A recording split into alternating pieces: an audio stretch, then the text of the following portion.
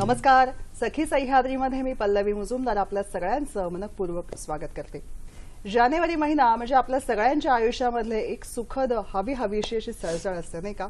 उत्साहानं भारलेलं हे वातावरण असतं. वातावरणामध्ये सुखद गारवा असतो आणि या बरोबरीने ताज्या तवान्या अतिशय शेतामधनं जणू काही आलेल्या आहेत अशा वर्षभराच्या फळं भाज्या सगळं काही आपल्याबरोबर असतं. स्वच्छ मोकळा सूर्यप्रकाश, हवीहवीशी थंडी आणि मनामध्ये असलेले नवीन वर्षाचे संकल्प आणि प्रयोग सगळं काही ऐन भरात असतं. या सगळ्याच्या जोडीला आणखीन एक महत्वाची गोष्ट घडते ते म्हणजे या सगळ्या वातावरणाच्या पार्श्वभूमीच्या मध्याला सूर्याचं मकर राशीमध्ये संक्रमण होतं आणि हा काळ आपण भारतीय अतिशय उत्साहानं आणि भौगोलिक प्राधान्यक्रम देत अतिशय उत्साहाने साजरा करतो. हा उत्साह, हा जल्लोष जो आहे तो अतिशय वेगळ्या पद्धतीने जागतिक व्यासपीठावर सुद्धा काढला जातो आणि त्या उत्सवाला आपण म्हणतो मकर संक्रांत. आजच्या सखी सह्याद्रीमध्ये याच मकर संक्रांतीविषयी बोलूया. आजचा आपला सखी सह्याद्रीचा विषय आहे तिळगुळ घ्या गोड गोड बोला आणि या दृष्टिकोनातनं मार्गदर्शन करण्यासाठी आज आपण आमंत्रित केलेलं आहे दोन तज्ज्ञांना. त्यांची आपण ओळख करून घेऊया. डॉक्टर आरती दातार आणि डॉक्टर सुनीता पाटील. नमस्कार. सखी सह्याद्रीमध्ये आपलं मनपूर्वक स्वागत करते. धन्यवाद. पाहुण्या तज्ज्ञ जे आहेत आपल्या दोघी जणी आपल्या परिचयाच्या आहेत त्यांची ओळख करून देते. डॉक्टर आरती दातार यांच्याविषयी सांगायचं म्हणजे पुण्याच्या गरवारे महाविद्यालयात गेली 32 वर्ष मराठीच्या प्राध्यापिका म्हणून त्या कार्यरत होत्या. त्याचबरोबर संत वाङ्मयाच्या अभ्यासक आहेत. 5 संत ग्रंथ, आत्मकथन त्यांचं प्रसिद्ध आहे ज्याला गदिमा प्रतिष्ठानचा गृहिणी सखी सचिव पुरस्कार मिळालेला आहे. कला जीवन गौरव, सर्वोत्कृष्ट प्रबंधक असे अनेक पुरस्कारांनी त्यांच्या कार्याची दखल घेतलेली आहे. आपल्या दुसऱ्या पाहुण्या डॉक्टर सुनीता पाटील यांची ओळख करून देते. त्यांनी स्वतः MSc नंतर MAd केलेला आहे. संस्कृत भाषा हा त्यांचा खास आवडीचा विषय आहे त्यामुळे त्या विषयाला त्यांचा खास अभ्यास आहे. पुढे जाऊन वेदांत आणि जर्मन फिलॉसॉफीमध्ये त्यांचा प्रबंध आहे. मुंबई विद्यापीठामध्ये संस्कृत विषय दृष्टिकोनातही त्यांनी मार्गदर्शन केलेलं आहे. लॅटिनिया या देशातल्या संस्कृत विषयाचे इच्छुक विद्यार्थी जे आहेत त्यांना त्या भारतामधनं मार्गदर्शन करत असतात. हे त्यांच्या कामाचं वेगळेपण आणि वैशिष्ट्य आहे. अनेक पुस्तकांचं त्यांनी संस्कृत भाषेमध्ये भाषांतर केलेलं आहे. संस्कृत भाषा संस्थेच्या त्या सचिव म्हणून कार्यरत आहेत. जागतिक व्यासपीठावर संस्कृती आणि संस्कृत या दोन्ही विषयावर त्यांचं सादरीकरण आवर्जून असतं. आज या दोन तज्ज्ञांकडनं सण, संस्कृती, परंपरा याच बरोबरीने भौगोलिकदृष्ट्या, खगोलीय शास्त्रीय दृष्ट्या जे काही बदल घडतात त्याच्यामध्ये मानव जगतामध्ये कशा पद्धतीने या सगळ्याचं नातं जोडलेलं आहे या सगळ्याविषयी जाणून घ्यायचे. संपर्कासाठी दूरध्वनी क्रमांक आहेत 24908050 24988050. मुंबई बाहेरचे प्रेक्षक आणि मोबाईलवरून संपर्क साधताना 022 हा STD कोड आहे. आपल्या कार्यक्रमाला सुरुवात करूया. सगळ्यात आधी दातार मॅडम, जेव्हा आपण असं म्हणतो की ही सूर्याची पूजा आहे तर सूर्याची पूजा हा अद्वितीय आहे किंवा हा स्वयंप्रकाशी आहे. बरोबर. आणि तो नेहमी प्रेरणादायी आहे. आपल्या वेगवेगळ्या पुराणांमध्ये किंवा कथांमध्ये सुद्धा त्याचं कायम उदाहरण दिलं जातं.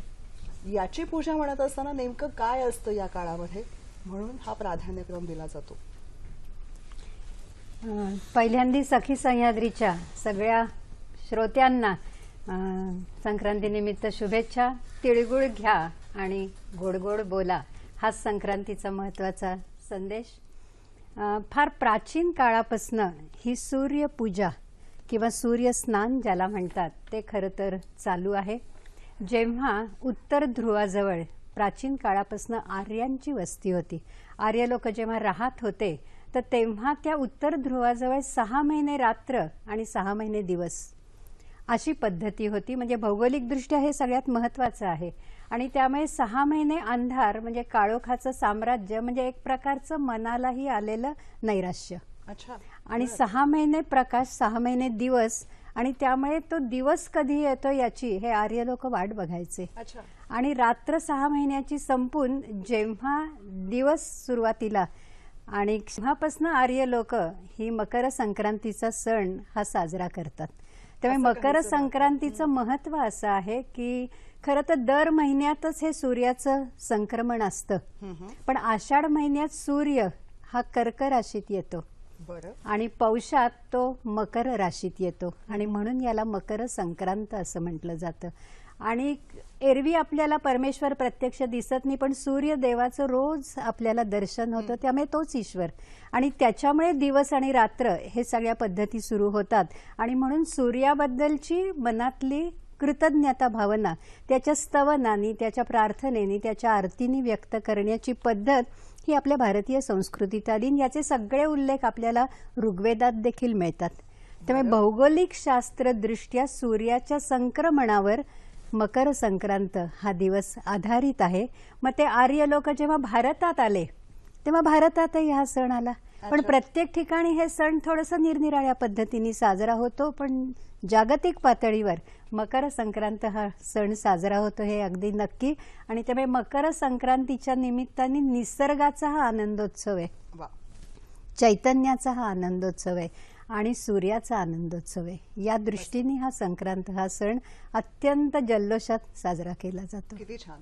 डॉक्टर सुनीता पाटील, तुमचाही या विषयातला फार प्रगाढ अभ्यास आहे.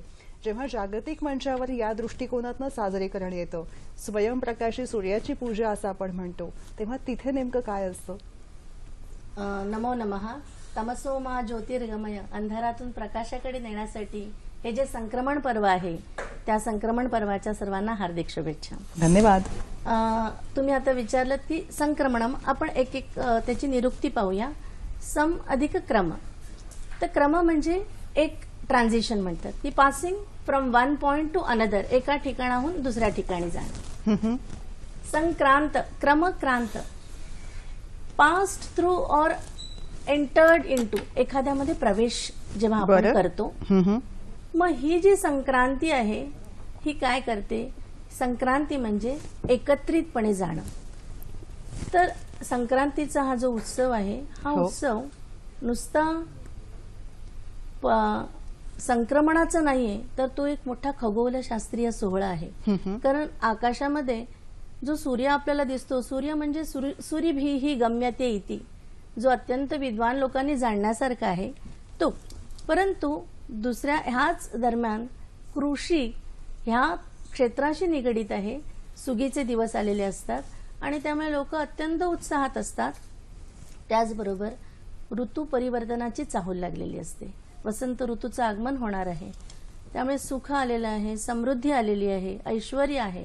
मग एखादा सण साजरा करताना वेगवेगळ्या प्रकारे आहारामध्ये बदल घडवले जात असतात आणि त्यामुळे संक्रांतीचा हा सण 3 स्तरावर आहे: खगोलशास्त्रीय सोहळा, कृषी आणि ऋतू परिवर्तनाची चाहूल. मस्त. आपण या तिन्ही टप्प्यांकडे टप्प्याटप्प्याने जाऊया. संपूर्ण सोहळ्याचा हा सोहळाच आहे निसर्गाचा, ज्यामध्ये मानवाचं संपूर्ण योगदान असतं. त्या सगळ्याविषयी जाणून घेणार आहोत. कार्यक्रमातला पहिला फोन आलाय, तुमच्या दोघींच्या परवानगीने तो घेते. शलाका गाडगीळ आपल्याशी बोलतायत पुण्याहून. नमस्कार. शलाका गाडगीळ कल्याण बोलतेय. प्रथम माझ्या संक्रांतीच्या आपणा सर्वांना हार्दिक शुभेच्छा. आपल्यालाही. आणि मला असं म्हणायचं आहे की संक्रांतीच्या दिवशी आपण तिळगुळ घ्या आणि गोड बोला किंवा सगळ्यांशी गोड बोलतो देखील, पण एरवी म्हणजे संक्रांतीच्या या सणाला अनुसरूनच मला असं म्हणायचं आहे की आपण म्हणजे या तिळगुळ देण्यात आपण काय म्हणतो की स्नेह वाढवा, स्नेह जपा. पण असं म्हणतात की एका हाताने टाळी वाजत नाही हो. त्यामुळे आपण जर का म्हटलं की स्नेह जपा, तर आपण स्नेह जपू, पण स्नेह वाढवण्यासाठी आपल्याला दुसऱ्याचं सहकार्य हवं ना, त्याची साथ मिळायला हवी. तर ती साथ मिळण्यासाठी आपण काय करू शकतो?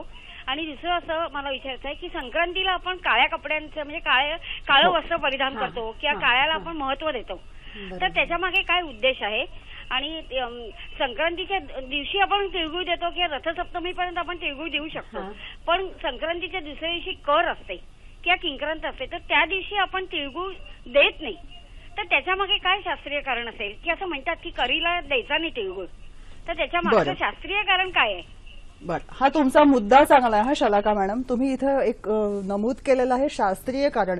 तर आपल्या मंचावर आपण शास्त्रीय आणि भौगोलिक दृष्ट्याच उलगडा करायचा आहे. तुम्ही खूप छान नमूद केलं, धन्यवाद. सगळ्यात आधी मी या मुद्द्याकडे येईन की संवादाचं महत्व. आपण दोघी प्राध्यापिका आहात आणि दोघी विद्यार्थ्यांशी आणि नवीन पिढीशी सतत संवादामध्ये असतात.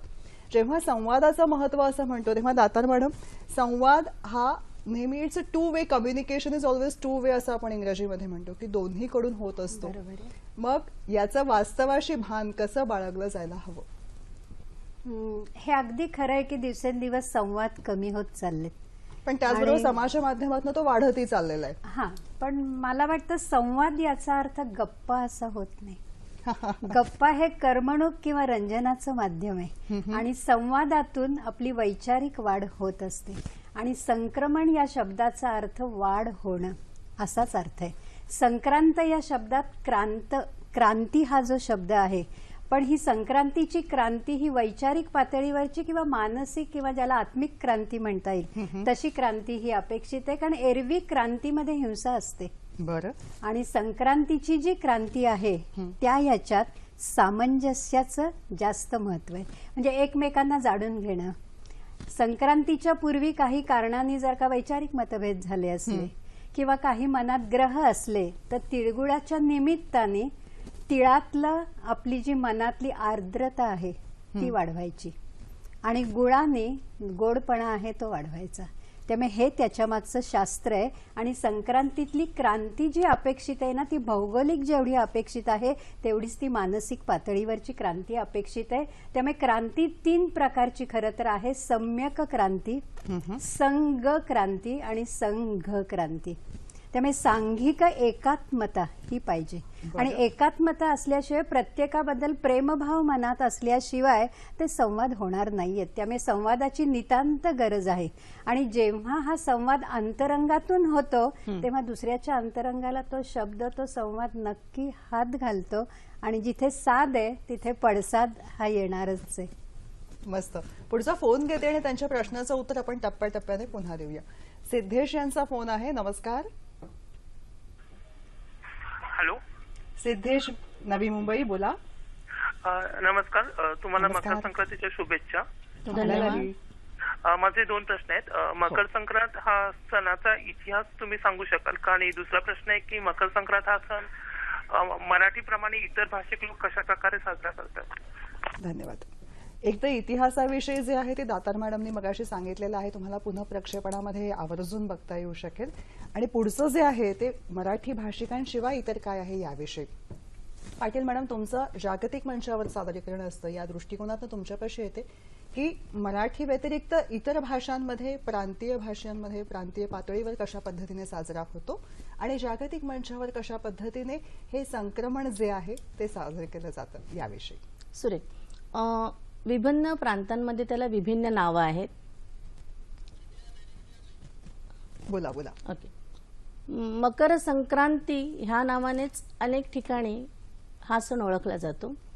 उत्तर प्रदेशामध्ये छत्तीसगड, गोवा, ओडिशा, हरियाणा, बिहार, झारखंड, आंध्र प्रदेश, तेलंगणा, केरळ, कर्नाटक, महाराष्ट्र, मध्य प्रदेश, राजस्थान, मणिपूर, सिक्कीम आणि पश्चिम बंगाल ह्या ठिकाणी मकर संक्रांती म्हणूनच ओळखलं जातं. फक्त भाषा गणित, त्यांचे प्रांत गणित जे काही उच्चार असतात त्या उच्चारानुसार थोडासा बदल होतो. जम्मू काश्मीरमध्ये त्याला शिशुर संक्रांत किंवा भोगली असं म्हटलं जातं. पंजाबमध्ये लोहडी किंवा माघी असं म्हटलं जातं. सिंध प्रांतात सुद्धा त्याला लोहडी असं म्हणतात. गुजरातमध्ये उत्तरायण किंवा उत्तरायण हाच शब्द प्रचलित आहे. त्यानंतर तमिळनाडूमध्ये पोंगल किंवा उळवार थिरुनाल म्हणून हा सण ओळखला जातो. आसाममध्ये बिहू, त्याचबरोबर उत्तर प्रदेश आणि पश्चिम बिहारमध्ये ह्या सणाला खिचडी म्हणून सुद्धा ओळखलं जातं. आणि ह्या सणामध्ये जसा उत्सव करतो, समृद्धी येते, त्याचबरोबर आहाराचं पण प्रचंड महत्व आहे. आहार इथून तिथून सारखं आहे, थोडीशी विभिन्नता जरी असली तरी सुद्धा आहारामध्ये जे पर्व घेतलेलं आहे त्यांनी, तर त्याच्यामध्ये आयुर्वेदाला प्राधान्य दिलेलं आहे. आणि त्यामुळे तिल, आता तिल हा जो शब्द आहे, संस्कृत शब्द जर आपण म्हटलं तर तो स्नेहाचं प्रतीक आहे. आणि ते स्नेहाचं प्रतीक, त्या स्नेहाच्या प्रतीकामुळे प्रत्येकामधल्या अंतरंगातल्या, आता जसं दातार मॅडमनी सांगितलं, अंतरंगातल्या भावना तो इथे कुठेतरी मिळताच होत आहे की हे मनांशी निगडीत असलेला हा एक सण आहे. आणि मन एव मनुष्याणाम कारणम बंध मोक्षयोः. तर जसं संवाद आणि विसंवाद मॅडम तुम्ही म्हणालात, तर जर मन तुमचं एकमेकांच्या अतिशय जवळ असेल तर आपल्याला अजिबात जोराने ओरडून सांगण्याची सुद्धा ती आवश्यकता भासत नाही. पण आपण काय करतोय की जेव्हा मनामनात खूप अशी दुरी निर्माण झालेली असते आणि त्या दुरीमुळे आपल्याला अगदी जवळच्या माणसाशी सुद्धा ओरडून बोलावं लागतं. त्यामुळे मनाचा जो आंतरिक संघर्ष आहे, तो आंतरिक संघर्ष मिटवून सर्वजण इथे एकत्र येतात, हे या सणाचं वैशिष्ट्य आहे. मस्त. आज आहे भोगी, उद्या आहे संक्रांत, मग आहे किंक्रांत आणि त्यापुढे रथसप्तमी. ही एक वेगळी आगळी चेन आहे, साखळी आहे असं म्हटलं तर गैर ठरणार नाही. पण हा एक कालावधी जो असतो तो आपल्या सगळ्यांसाठी उत्साहाचा असतो, जल्लोषाचा असतो. काय घडतं या कालावधीमध्ये? आपला आहार, विहार, संभाषण या सगळ्या गोष्टीमध्ये, नाती या सगळ्यामध्ये एक वेगळा बदल घडत असतो आणि आपण त्या बदलाचे दरवर्षी साक्षीदार असतो. पण दरवर्षी असलं तरी प्रत्येक वेळी नव्याने घडत असतं. काय आहे यामागचं गणित, काय आहे यामागची भौगोलिक धारणा, काय आहे यामागची मानसिकता, सगळं काही उलगडतोय आजच्या भागात. डॉक्टर सुनीता पाटील, तुम्ही सांगत होता तो म्हणजे हा सण जो आहे तो वेगवेगळ्या प्रांतीय वैविध्यानुसार आणि प्राधान्यक्रम देत कशा पद्धतीने साजरा केला जातो, नैसर्गिक उपलब्धतेनुसार, त्याविषयी. आत्ताच अगोदर मी सांगितलं होतं की आयुर्वेदास प्राधान्य आपल्या आहारामध्ये. आपल्या फिलॉसॉफी, तत्वज्ञानामध्ये जर आपण पाहिलं ना, तर तत्वज्ञान हे असं आहे की त्याच्यामध्ये वेगवेगळ्या ब्रांचेस आहेत. म्हणजे जर आपण वेस्टर्न फिलॉसॉफीमध्ये घेतलं तर वेस्टर्न फिलॉसॉफीमध्ये वेगवेगळ्या ब्रांचेस आहेत, परंतु त्याच्यामध्ये एस्थेटिक्स ही एक वेगळी ब्रांच दिलेली आहे. अच्छा. आणि आपल्या भारतीय तत्वज्ञानामध्ये एस्थेटिक्स अशी काही वेगळी ब्रांच नाहीये, अशी शाखा नाहीये तिथे. सौंदर्यशास्त्र म्हणूया हवं तर आपण त्याला. आता ह्या सौंदर्यशास्त्रामध्ये कसं आहे की तो आहे रस. रस्यते आस्वाद्यते अनेन इति रसः. हा रस वेगवेगळ्या पात्यांवरती हा रस येतोय. आता पहिला आहे तो रस आपण घेऊया महानसामधला, स्वयंपाकघरातील. मधुराम्ल लवण कटु कषाय तिक्तः. साहित्यामधला घेतला तर शृंगार वीर करुणाद्भूत हास्य भयानक बीभत्स रौद्र शांतश्च काव्य नवरसामतः. आणि अध्यात्मातला जर आपण घेतला तर तो आहे उपनिषदांमधला रस, रसो वैसः. मग आता हा रस आपल्या प्रत्येक घडामोडींमध्ये कसा प्रतिध्वनित होतो. साधं आपण जेवणाचं उदाहरण पाहिलं तर ते असं छान हिरवगार असं केळीचं पान असतं, त्याच्यावरती ती सफेद भाताची मूद असते, पिवळ्या रंगाचं वरण असतं, वेगवेगळ्या रंगांची उधळण केलेल्या त्या सगळ्या भाज्या असतात. तर तसं पाहता आहारशास्त्राचं महत्व ह्या पर्वामध्ये खूप आहे. कारण भरपूर भाज्या आलेल्या असतात आणि त्या भाज्यांमध्ये वेगवेगळं वैविध्य असतं, रंगांचं असतं आणि त्याचबरोबर त्यांची जी एक चव असते ती पण वेगळी असते. तर अनेक प्रांतात वेगवेगळ्या प्रकारे या भाज्या, काही ठिकाणी उकडहंडी केली जाते, उकडून केल्या जातात, कोनफळ असतात, सुंदर कोनफळी रंग किंवा ते सगळ्या भाज्या. तर हे जे सगळं आहे ना, हा उत्सव सुगीचा आहे. मग आहार सुद्धा तसा जबरदस्त असतो. तर ह्यातलं सगळ्यात एक महत्वाचं उदाहरण जर पाहायला गेलं ना, तर उत्तराखंडामध्ये कुमाऊमध्ये तिथे एक वेगळी परंपरा आहे. अच्छा. आता ही परंपरा कशी आहे की ते पिठी साखर घेतात किंवा गुळ घेतात आणि पिठामध्ये हे करून त्याचे वेगवेगळे आकार देतात. म्हणजे काही ड्रमचा असतो, कावळ्याचा असतो, डाळिंबाचा आकार असतो आणि ते तळतात. त्यानंतर त्याच्या ज्या काही सुंदर माळा करतात आणि त्या माळा मुलांच्या गळ्यामध्ये ठेवतात. बरं. आणि मध्यभागी संत्र लावलेलं असतं, त्याच त्यांनी जे मोल्ड बनवलेले असतात त्यातलं. त्यानंतर ती मुलं सगळी बाहेर जातात आणि गाणी गातात, काले कव्वा आ आ, लिटरली काळ्या कावळ्या ये ये. आता ह्याचा मतितार्थ असा आहे की हिवाळा संपलेला आहे, स्थलांतरित पक्षी पुन्हा आपल्या मायदेशामध्ये परतत आहेत, तर त्यांचं स्वागत इतक्या सुंदर पद्धतीने केलं जातं. अच्छा. म्हणजे तो जो रस आहे तो आपल्या भारतीय मनामानसात असा रुजलेला आहे सुंदर, की आपण म्हणूया फूड टू फिलॉसॉफी. प्रत्येक अंतरंगामध्ये की पक्ष्यांनी स्थलांतर केलं आणि ते पुन्हा मायदेशी येत आहेत आणि त्यांचं इतक्या सुंदर स्वरूपामध्ये स्वागत, हे काहीतरी वेगळं असं वैविध्यपूर्ण आहे. खरं. आणि अजून आणखीन एक पाहिलं तर तामिळनाडूमध्ये पोंगल सर्वांनाच माहिती आहे, परंतु 3 दिवसांचं 4 दिवसांचं असतं.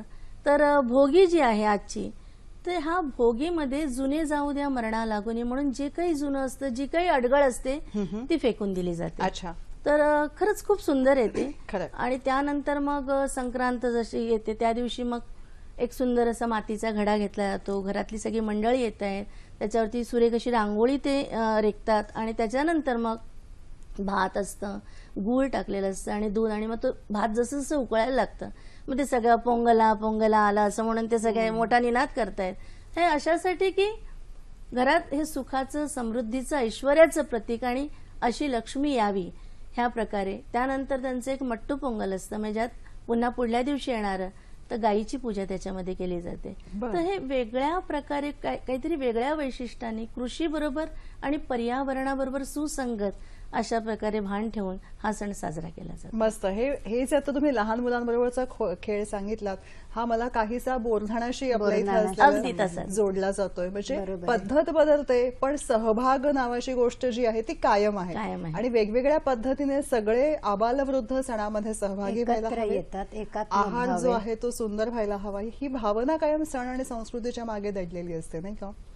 दातार मॅडम, जेव्हा आपण असं म्हणतो की काळा रंग काही जण वर्ज मानतात आणि संक्रांतीच्या काळामध्ये मात्र काळा रंग हा आवर्जून परिधान केला जातो, हे नेमकं काय आहे? संक्रांतीच्या वेळेलाच काळ्या सणाचं, काळ्या रंगाचं महत्व आहे. बाकी आपल्या बहुतेक सगळ्या सण आणि उत्सवात काळा रंग हा अशुभ मानला जातो. मग संक्रांतीलाच फक्त शुभ का मानला जातो?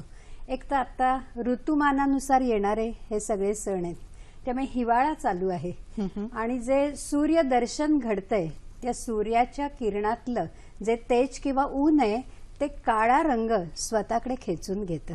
त्यामुळे आपल्या भोवती थंडी जर का अंगात असेल तर त्या वस्त्रांनी त्या थंडीची आपण काहीतरी एक ऊब त्या काळ्या रंगातनं मिळते. हे पहिलं महत्वाचं कारण आहे. दुसरं काळ्या रंगाचं महत्वाचं कारण आहे की मकर संक्रांत आहे, म्हणजे सूर्य हा मकर राशीत आहे आणि मकर राशीचा जो स्वामी आहे तो शनी आहे आणि शनीचा आवडता रंग आहे तो काळा आहे. अच्छा.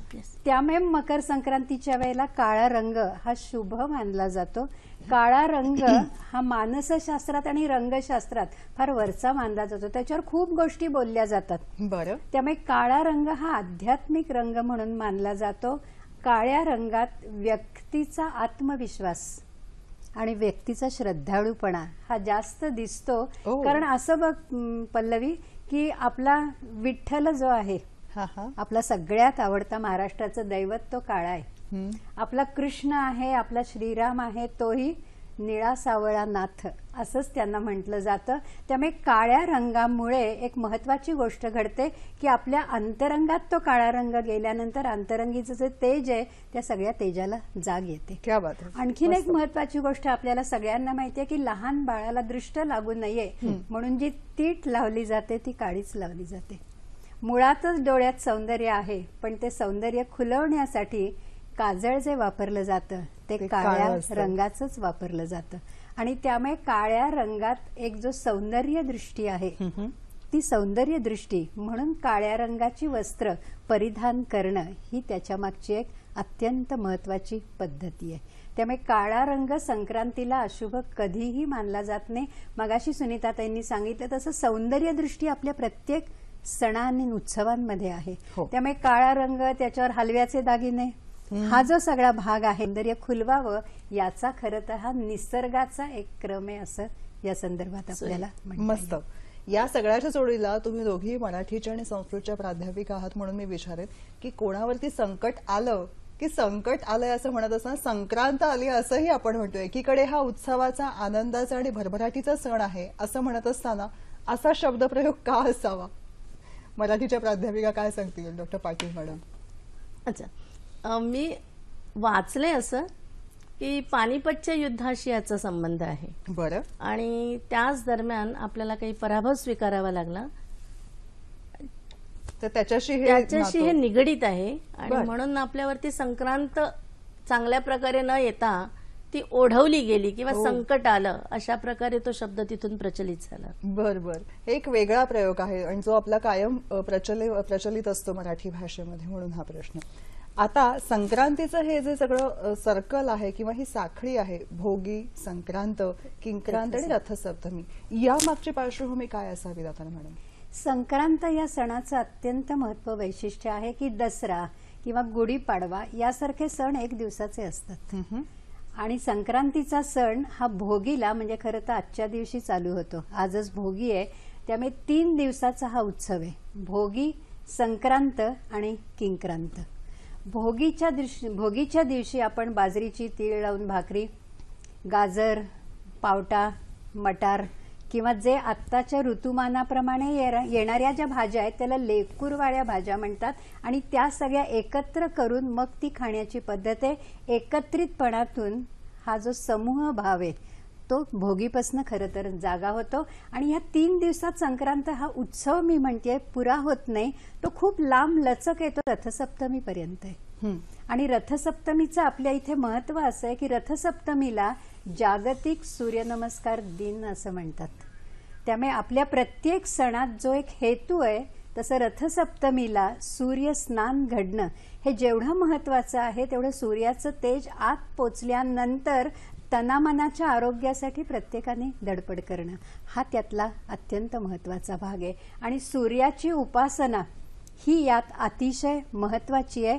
आरोग्याचा विचार आहे, मनाचा विचार आहे आणि जीवनाचा विचार आहे. आणि या जीवनाच्या विचारातच एक संक्रमण आहे.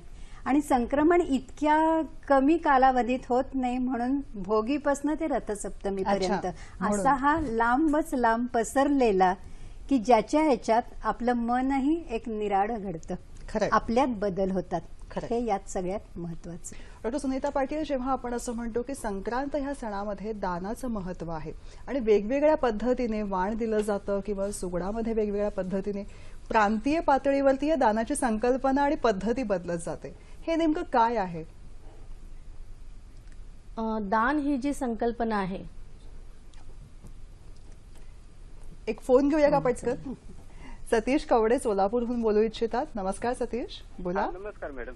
नमस्कार. हा, तिळगुळ घ्या, गोड गोड बोला. आपल्यालाही शुभेच्छा. हा, शुभेच्छा. मला विचारायचं, सर्व सण मराठी महिन्याप्रमाणे चालतात, सण तिथी वाराप्रमाणे. मग ही मकर संक्रांती येते ती 14 तारखेलाच कशी काय येते?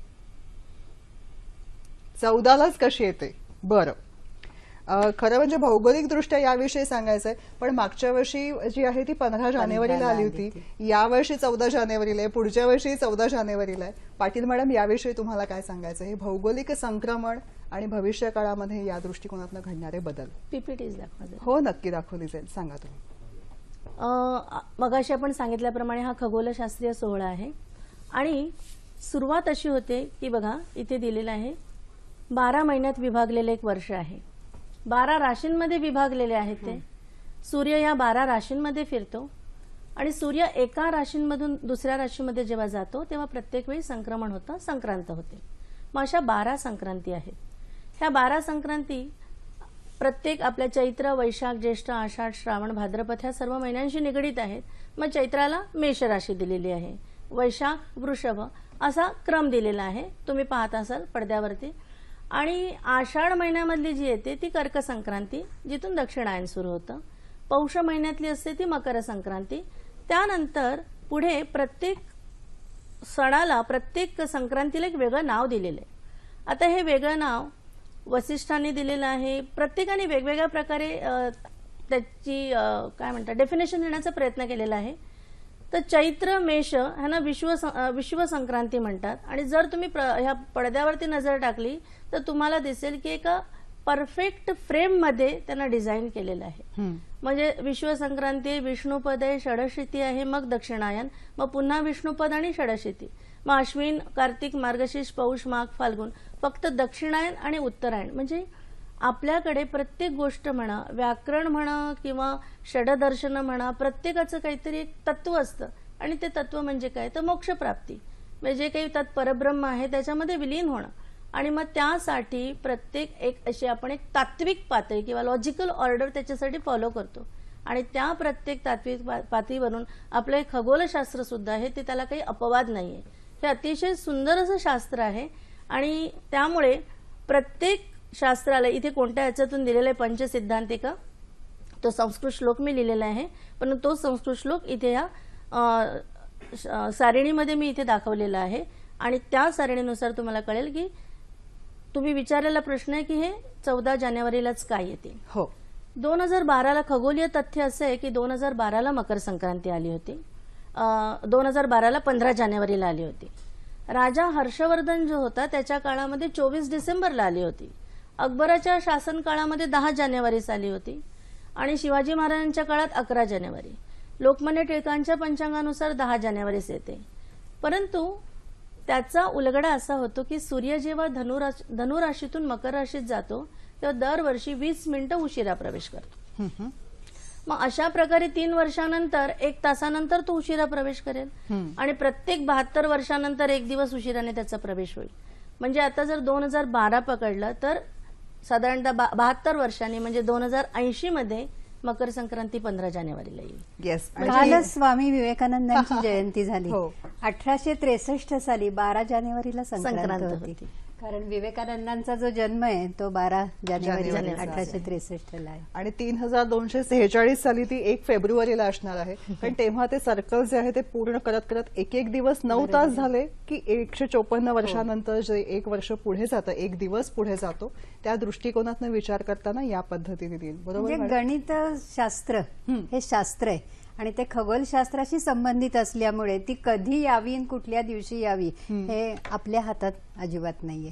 हा योगायोग तो असतो सिद्धांत किंवा आहे. हा पद्धत ते संक्रमण पूर्ण व्हायचं असतं म्हणून तो दिवस येतो. पण प्रत्यक्षामध्ये जे संक्रमणाच्या कालावधीनुसार दिवस ठरत असतो. आणि हे संक्रमण जे आहे ना की दक्षिणायनकडनं ते उत्तरायणाकडे येतं. त्यामुळे उत्तरायण हा काळ अत्यंत शुभ मानला जातो. हे किती जुनं आहे. महाभारतातलं मला एक उदाहरण द्यावंसं वाटतं की अर्जुनाने पितामह भीष्माचार्यांवर बाणांचा वर्षाव केला, पण तो करताना शिखंडी हे माध्यम त्यांनी वापरलं. अच्छा. आणि त्यामुळे पितामह भीष्माचार्य हे बाणांच्या शय्येवर पहुडले.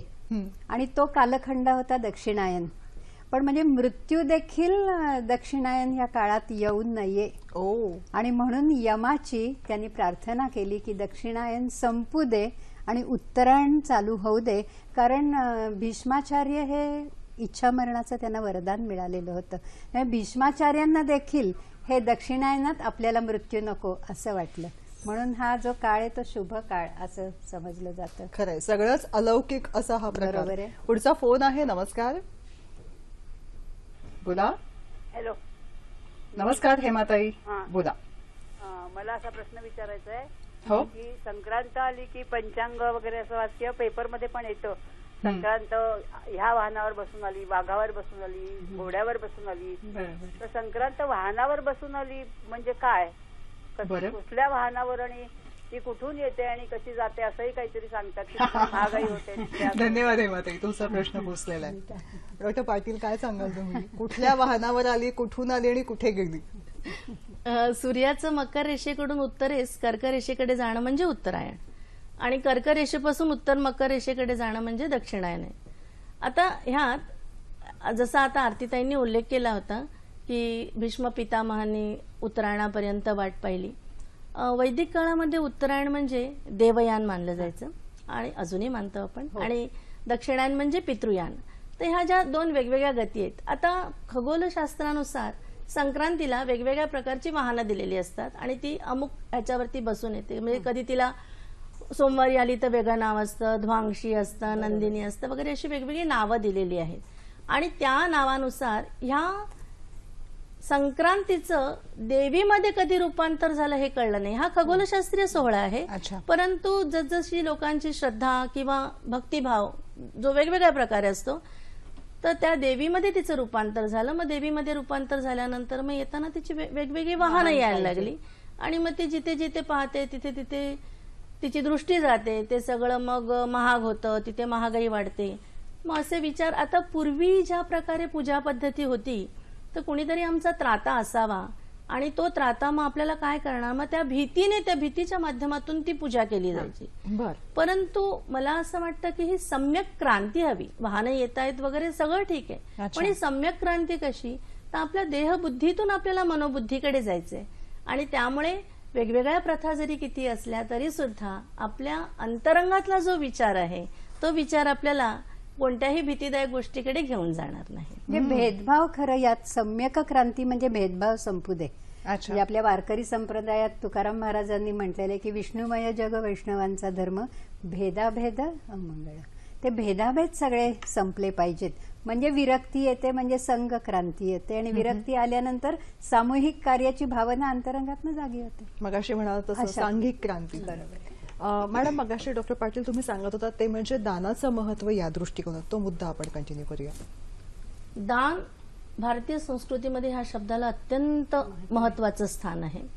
एक उपनिषदांमधली कथा आहे, पण ती सांगण्या अगोदर दानाविषयी 2 श्लोक सांगते. हो, बोला. दानम भोगो नाशः तिसरो गतयो भवन्ति वित्तस्य यो न ददाति न भुंक्ते तस्य तृतीया गतिर्भवति. असं म्हटलं जातं की दान करणं, उपभोग घेणं आणि नाश पावणं हे दान करण्याचे पैशाचे 3 प्रकार आहेत. यो न ददाति न भुंक्ते, जो दानही करत नाही आणि उपभोगही घेत नाही त्याच्या धनाचा नाश काय होतो, 3ऱ्या गतीने. 3री गती काय, नाशाची गती आहे. परंतु आपल्याला समजा कुणाला दान करायचं आहे तर त्यासाठी त्याला म्हटलं जातं यद दत्ते च न अर्हते न अर्हते च यद दत्ते अर्हानर्हा परिज्ञानात दान धर्म सहा निष्फलः. अर्ह आणि अनर्ह, योग्य आणि अयोग्य असं ज्ञान ज्याच्याकडे नाहीये, मी कुणाला दान द्यायचं आणि कुणाला दान देऊ नये हे जर ज्ञान नसेल, ती जाण नसेल, तर तो दानधर्म निष्फल होतो. मी अगोदरच पोट भरून आलेला एखादा मनुष्य आहे आणि आपल्याला त्याला चल मला तुला जेवण द्यायचंय, तर तो दानधर्म निष्फल आहे. सत्पात्री दान, सत्पात्री दान म्हटलं जातं ते. मग आता हे दान करणं म्हणजे नक्की काय आहे, तर बृहदारण्यक उपनिषदामध्ये एक गोष्ट आहे की प्रजापतीची 3 मुलं आहेत आणि ते आहेत दितीचे ते देव, दनूचे दानव आणि मनूचे मानव. आणि ही 3 मुलं आहेत.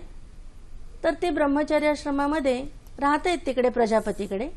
आणि मग त्यांचं जेव्हा संपतंय पूर्णपणे अध्ययन संपतंय तेव्हा ते जाऊन विचारतायत की आम्हाला आता उपदेश करा. मग तेव्हा ते देवांना उपदेश करतायत दाम्यत, दमन करा, कंट्रोल. आणि त्यांना उपदेश करताना ते म्हणतात द द द असा शब्द दकार देत आहेत. अच्छा. मग ते म्हणाले समजलं तुम्हाला, हो आम्हाला कळलं. मग त्यानंतर आता देवांना मिळालं, मग दानव कसे मागे राहणार ते सुद्धा जात आहेत. अच्छा. प्रजापती त्यांना उपदेश करतायत द द द, कळलं, हो काय करायचं, दया करायची. आता दमन कोणी करायचं, कंट्रोल कोणी करायचं, देवांनी, कारण त्यांच्याकडे शक्ती आहे. तर कुणाला शाप देताना तुम्हाला कंट्रोल केलं पाहिजे, स्वतःला संयम हवा. अच्छा. राक्षसांना सांगितलेले दानवांना दया दाखवा. परंतु जेव्हा मनूचे पुत्र मानव तिथे गेले तेव्हा त्यांना सुद्धा हा दकाराचा उपदेश दिला, दकार उपदेश, द द द, कळलं तुम्हाला. त्यांनी सांगितलं हो कळलं. काय करायचं, दान करायचं. आता दान का करायचं, तर तुमच्याकडे जेवढं काही आहे जर भरभरून दिलं तर तुम्ही रिक्त होणार आणि ते रिक्त झाल्यानंतर मग ती शून्यावस्था तुम्हाला प्राप्त होणार आहे. तर हा एक आध्यात्मिक संदेश आहे. आणि ती शून्यावस्था प्राप्त झाल्यानंतर मग काहीच नाही, तिथे कोणताही देहबुद्धीचा व्यापार उरणार नाही, फक्त मनोबुद्धी आणि दुसऱ्याशी मिलन हाच भाव तिथे राहणार आहे. आणि मग हे दान देत असताना जेव्हा आपल्या महाराष्ट्रामध्ये तर आपल्याला माहिती आहे हळदी कुंकवाची प्रथा आहे, लुटतो आपण तेव्हा. आणि मग लुटणं म्हणजे काय की घ्या भरभरून, माझ्याकडे जेवढं आहे तर मी रिक्त होते हे देत असताना. किती छान. आणि उत्तर प्रदेशामध्ये तर तिकडे नंदेचा खूप मोठा सन्मान केला जातो.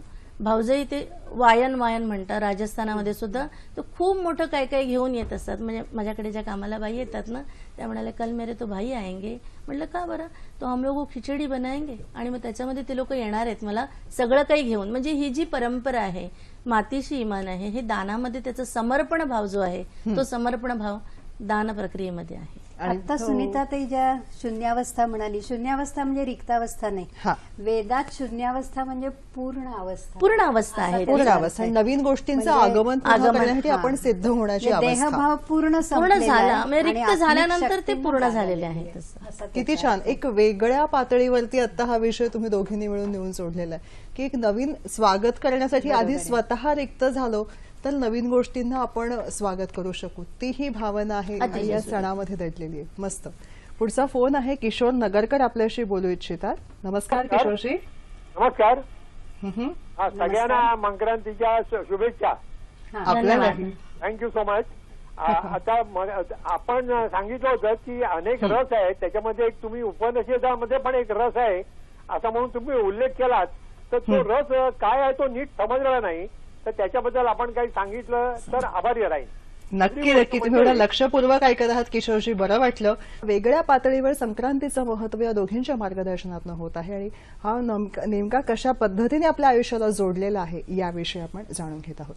डॉक्टर आरती दातार, जेव्हा आपण असं म्हणतो संक्रांत महत्वाची आहे आणि त्यामध्ये अनेक गोष्टी घडत असतात असं म्हणत असताना गुजरातमध्ये आणि पर्यायाने संपूर्ण देशामध्ये पतंगाचं महत्व संक्रांतीशी कशा पद्धतीने जोडलेलं आहे? खूप महत्वाचा आणि छान प्रश्न आहे, कारण यातनंही एक आध्यात्मिक संदेश आपल्याला मिळतो.